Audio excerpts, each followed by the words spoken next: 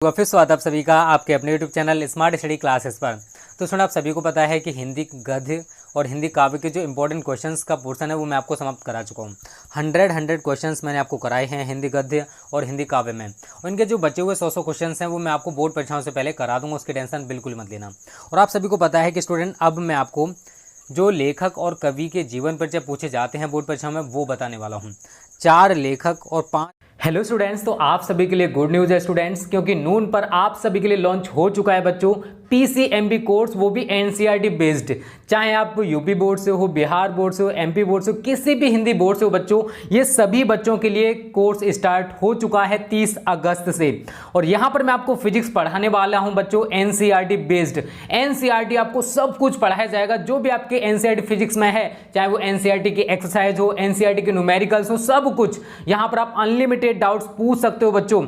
Daily interactive live classes होंगे शाम को 6 बजे, और हाई क्वालिटी नोट्स आपको मिलने वाले हैं, वो भी फ्री ऑफ कॉस्ट। 1 रुपया आपको नहीं देना है बच्चों, सब कुछ यहाँ पर फ्री ऑफ कॉस्ट आपको मिलने वाला है।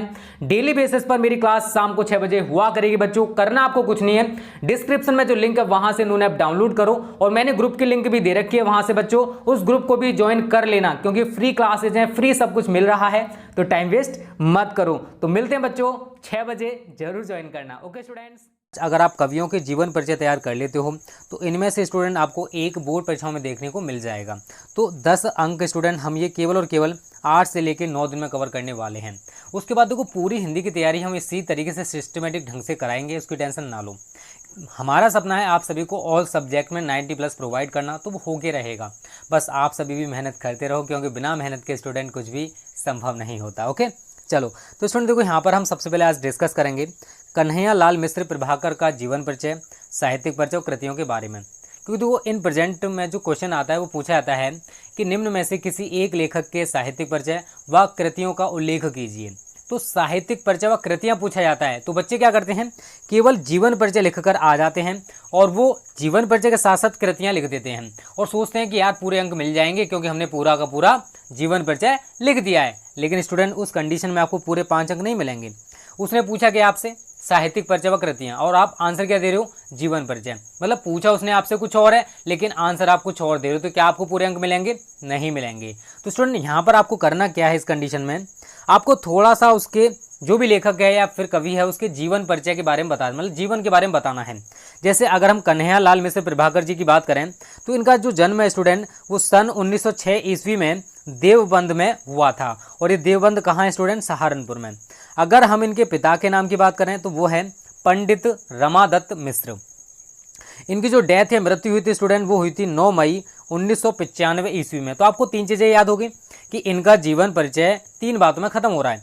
इनका जन्म कब हुआ, सन 1906 ईस्वी में देवबंद में, जो कि सहारनपुर में है। इनके जो पिता का नाम है वो था पंडित रमादत्त मिश्र, और इनकी जो डेथ है स्टूडेंट वो हुई थी सन 9 मई 1995 ईस्वी में। इतना आप जीवन परिचय लिख कर आ जाओगे। उसके बाद हम बात करते हैं इनके साहित्यिक परिचय के बारे में, मतलब इन्होंने साहित्य के क्षेत्र में कितना योगदान दिया था। ये होता है स्टूडेंट इनका साहित्यिक परिचय। तो यहाँ पर साहित्यिक परिचय आता है बोर्ड परीक्षा में, ना कि जीवन परिचय। तो इसमें आप क्या लिखोगे, जैसे मैंने लिखा वैसे आप लिख देना स्टूडेंट, थोड़ा इधर उधर हो जाए चल जाएगा। प्रभाकर जी हिंदी के श्रेष्ठ रेखा चित्रों, संस्मरणकारों और निबंधकारों में से एक थे। रेखा चित्रकार थे, संस्मरणकार थे और निबंधकार थे, बहुत अच्छे वाले। ठीक है, इनकी रचनाओं में कलागत आत्मपरकता, चित्रात्मकता और संस्मरणात्मकता ही ज़्यादा मिलती है। तो ये हिंदी के पार्ट होते हैं स्टूडेंट, कलागत हो गया, आत्मपरकता हो गया, चित्रात्मकता हो गया, संस्मरणात्मकता हो गया। ठीक है ना ये, और इनकी जो रचनाएं में ये सारी चीज़ें देखने को मिलती हैं। तो इन्होंने एक बहुत ही अच्छी अच्छी कविताओं को लिखा है स्टूडेंट। आगे बात करते हैं, पत्रकारिता के क्षेत्र में इन्होंने बहुत अधिक सफलता मिली। पत्रकारिता जो होता है ना, उस क्षेत्र में जर्नलिज्म जिसको बोला जाता है, उस क्षेत्र में भी इनको बहुत ज़्यादा फेमस मिली, या फिर कह सकते हो सक्सेस मिली थी। आगे बात करते हैं स्टूडेंट, स्वतंत्रता आंदोलन के दिनों में इन्होंने स्वतंत्रता सेनानियों के अनेक मार्मिक संस्मरण लिखे। मतलब स्वतंत्रता आंदोलन चल रहा था उस टाइम पे इन्होंने जो स्वतंत्रता सेनानी थे उनके संबंध में बहुत सारे लेख लिखे, ऐसे आप समझ सकते हो। आगे लिखा है स्टूडेंट, इनके जो संस्मरण हैं या इन संस्मरणों में भारत के स्वाधीनता संग्राम का इतिहास स्पष्ट होता है।